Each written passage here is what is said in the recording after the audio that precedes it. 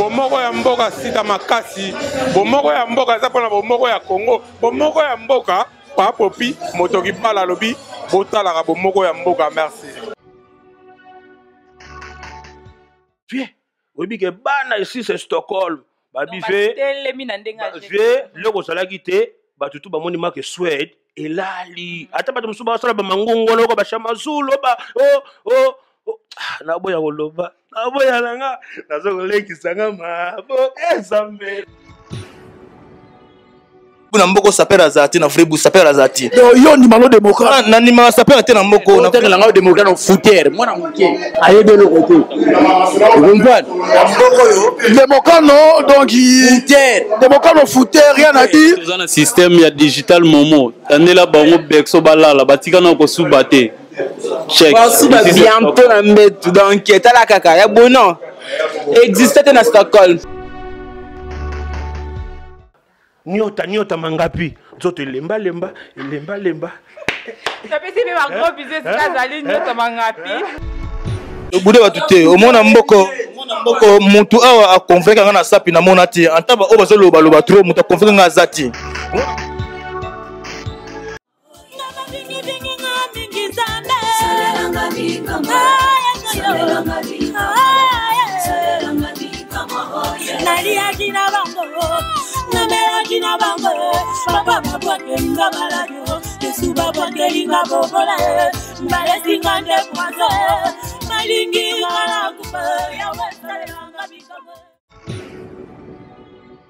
W bomoko ya mboka ndeka tolobaki eza no Shekina Katala et mon popia mokolo donc tout ça émission spéciale pour na Flora Ibenge coach na biso coach oyo coach mokile ndimi quoi donc tolobaki Flora Ibenge et à le meilleur coach Afrique donc na voilà c'est ba image bota la publication oyo ba anglais basali pour nous rappeler que no ba anglais ba bato ba inventa football donc yo solo ndanga la minute so yo solo ndanga c'est 3 double bomoko mboka ba anglais ba bato basala football ba anglais de motu ba vandisa masula bali donc so moni mo anglais animi Flora Ibenge c'est qui donc c'est que Flora Ibenge andimami parmi les meilleurs coachs pour son liste au babimisi donc il y a anglais ça la recherche naie Flora Ibenge andimi parmi 50 meilleurs entraîneurs dans le monde donc 50 meilleurs entraîneurs dans le monde Flora Ibenge la kati donc premièrement tu as Mourinho tu as Pepe Guardiola, tu as Luis Enrique, tu as Diego Simeone, donc tu as Massimiliano Aguirre, tu as Jonathan de Kopp, tu as Maébélé, donc 50e ils ont Flora Ibenge, c'est pour vous dire que non, ça coach il y a pas mal vie boulot naie, vie mosala Ibenge, zo sala boulot la yendi mami, ndela ndimi Ibenge. Bana poto bana ya Congo bona da 3 double bomoko mboka eza wa nyo Shekina mona popia mokolo donc Ibenge ndimami na si ozomona tino ozomona ba image ele ka ozomona donc parmi 50 meilleurs entraîneurs dans le monde anglais na magazine na ya Fofotu ba classifié Ibenge comme étant 50e entraîneur meilleur entraîneur dans le monde. So imaginez combien des entraîneurs dans le monde. Combien des entraîneurs dans le monde. Incroyable. Entraîneur est belé. Donc, priez la Ali Ibenge. Akita, penati, à comme la 20e, la 10e, la 4e, pourquoi pas le premier meilleur entraîneur dans le monde, Mourinho de Bazali. Dans Ndenge Bob Bradley Bazali, Ndenge Roger Smith Bazali, donc grand entraîneur dans le monde, Marcelo Gallardo. Je comprends. Donc prier la chose à Angola, Moro Yambo, quand tout le monde qui tout ça va recherche à London City. Donc il y a la journée là où il bimi pas la bus au Moro dans le terrain, ah ouais, c'est nga qui Bomoko Mboka, Tolandela Toyebela Masona, si vous avez wana. Donc, et puis, Flora Ibenge a mis tout le qui va question belé po. comment expliquer parmi les meilleurs joueurs, ma Black Bazali, donc Batumwindo quoi. Et pourquoi pas l'entraîneur? Donc c'est que l'entraîneur va y éviter. Donc il y a un problème de racisme dans le espérons que demande à Ibenge Yokani, demande à Ibenge Mokile Yoki Ibenge, demande à Ibenge Mokile Ndimi Banapoto, Banaki nous bolanda biso donc mercredi on a match na Guinée donc Flora Ibenge Minele Balandaraye, Flora Ibenge confirmé dans la Europe parmi 50 meilleurs entraîneurs dans le monde. Flora Ibenge la carte rien à dire bana Congo bana poto. Donc il y a quoi donc là si image que vous là tu reçois pas interview il y a Flora Ibenge après victoire dans biso contre Rwanda donc on propose une bolanda. Déjà un bilan positif puisqu'on a gagné, ça c'est le premier bilan. Oui. Ensuite un match très éprouvant. On se l'est rendu nous-mêmes éprouvant parce qu'après la première mi-temps qu'on a joué, on savait comment jouer contre cette équipe, il fallait conserver le ballon et jouer beaucoup plus dans la latéralité que dans la profondeur. Et on a bien fait en première mi-temps, on a bien varié. Mais malheureusement en seconde mi-temps, on est tombé dans notre temps faible. Vu qu'on menait, ils nous ont poussé avec l'appui du public. Et nous, on n'a pas eu la maturité suffisante pour rester dans notre jeu. On a voulu leur rendre coup pour coup. Et on a joué un peu comme eux pendant la première moitié de la seconde mi-temps. Jusqu'à ce qu'ils marquent. Et puis heureusement pour nous, on a repris quand même plus de lucidité. On a recommencé à poser le ballon. Ce qui fait qu'on leur a posé des problèmes. J'ai regardé le match hier soir. J'ai revisionné. Et j'ai vu que chaque fois qu'on posait le ballon et qu'on jouait latéralement, cette équipe du Rwanda n'existait pas. Mais bon, dans l'euphorie du match, on a un peu du mal parfois à savoir ce qu'on doit faire. Mais voilà, on n'a pas plié jusqu'au bout. On a eu les ressources pour aller gagner ce match face à un adversaire très très physique. Et là aussi, c'est une très bonne chose parce qu'on a mis une donnée supplémentaire à notre jeu. On a été courageux et puis voilà, donc un bilan quand même satisfaisant. D'autant plus que la victoire passe quand même. Il y avait beaucoup d'enjeux. Il y avait beaucoup d'enjeux, comme vous le savez, par rapport à ce match. Mais on a quand même essayé de l'évacuer pendant toute la semaine pour laisser place au jeu. On a vu du jeu en première mi-temps et en seconde partie de la deuxième mi-temps, même pendant la prolongation. C'était un match d'un certain niveau qui était quand même intéressant. Coach, comment pouvez-vous apprécier l'apport du public? C'est incomparable. C'est un public vraiment à souligner. Aussi bien le public rwandais que le public congolais, ils ont été exceptionnels et c'est vraiment ça que doit être le football. J'ai pas entendu quelqu'un insulter qui que ce soit. On était au Rwanda, on a battu les Rwandais, mais ils sont sortis du stade sans insulter qui que ce soit, ils sont rentrés chez eux. On est passé après, ils nous ont applaudi. Et vraiment, c'est une belle leçon. Je crois que vous êtes là pour la relayer aussi de temps en temps. Ça serait très bien que ça soit comme ça aussi chez nous. On vient pour faire un spectacle, on vient pour faire un jeu. Le foot, c'est du sport, c'est du fair play. Quand on a perdu, ça ne doit pas entraîner de la violence comme ça fait chez nous. L'objectif, coach, était de dépasser le palier de 2014. On est en demi-finale, c'est plus qu'en 2014. Est-ce que c'est terminé? Non, pas du tout. On a un objectif général, mais pour l'atteindre, il faut des paliers. Donc on a passé ce palier-là. Maintenant, il y a la phase des demi-finales qu'on souhaite passer.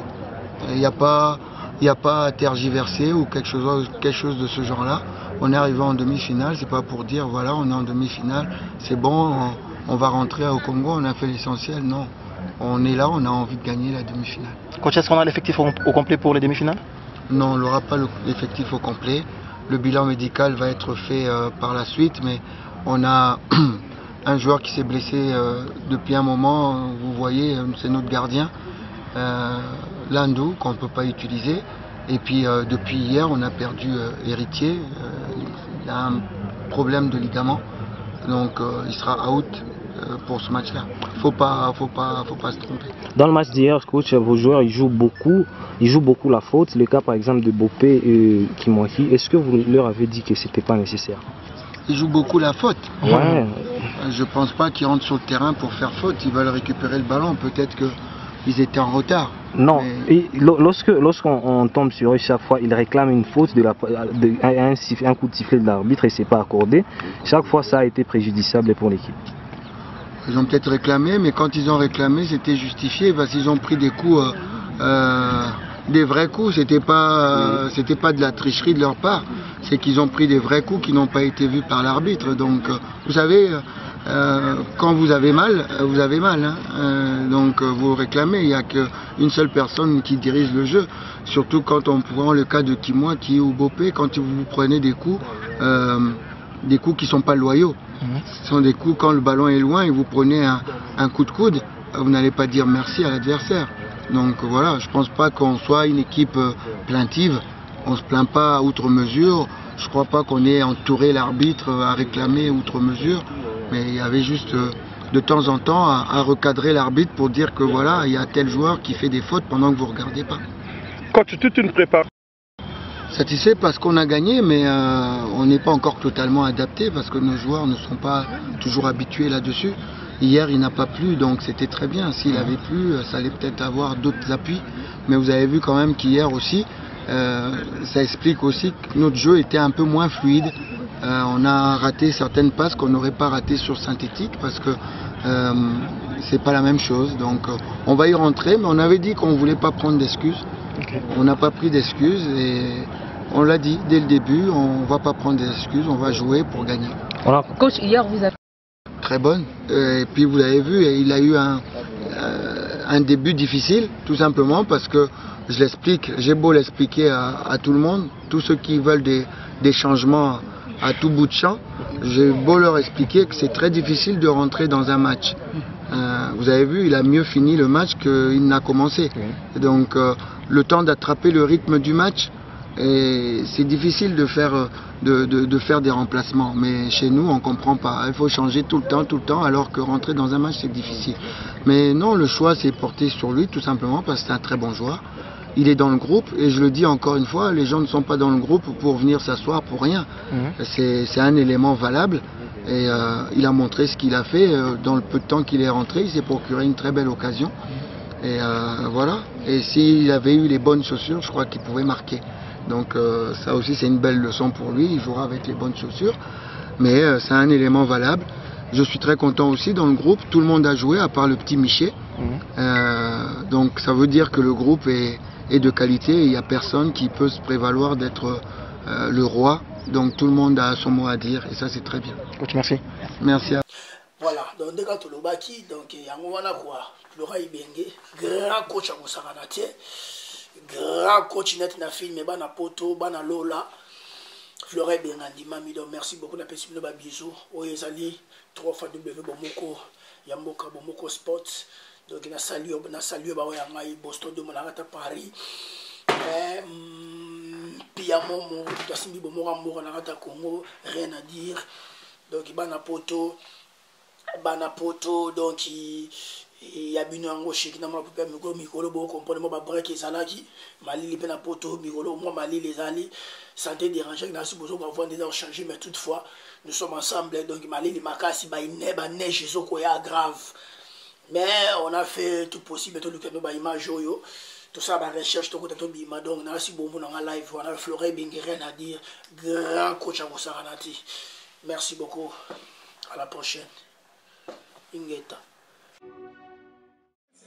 Bomoko ya mboka sika makasi, bomoko ya mboka za pona bomoko ya Congo, bomoko ya mboka pa popi motoki pala lobi botala bomoko ya mboka. Merci. Viens, oui que bana ici c'est Stockholm. Babi fait le kosala kité batutu ba moni marque Suède et lali ata batu musuba sala ba mangungo loko ba shamazulo ba na boya koloba na boya nanga nazo kolekisa nga mabo ezambe na mboko nga lobe on a vrebu na mboko sapera zati na vrebu sapera zati yo ni mano démocrate na ni ma sapera te na mboko na tengala nga démocrate no fouteur mwana muke ayebe le côté comprendre mboko yo démocrate no donc fouteur démocrate no fouteur rien à dire toza na système ya digital momo tandela bango bexo balala batika na ko subate check bientôt na mbetu donc tala kaka ya bono existait na Stockholm. Nyota mangapi zote lemba tapesi pe ba gros business kazali nyota mangapi tobude bato te omona mboko mutu awa akonvaincre nga na sapi na mona te antaba oyo bazoloba trop mutu akonvaincre nga aza te